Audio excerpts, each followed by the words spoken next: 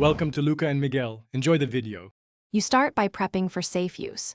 Put your AirPods in, confirm battery level is at least 50%, and inspect ear tips for debris so fit is predictable.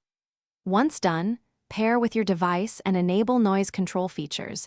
Use transparency mode to stay aware of surroundings.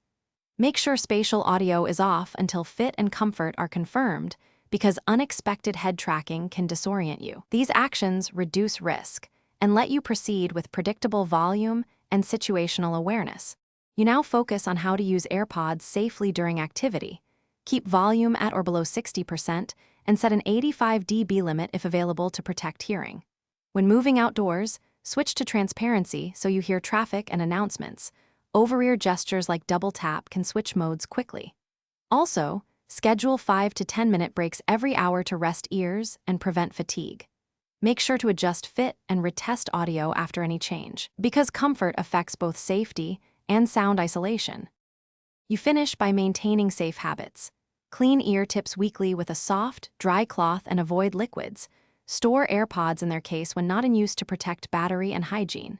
Make sure firmware updates install on charge overnight because updates improve safety and performance.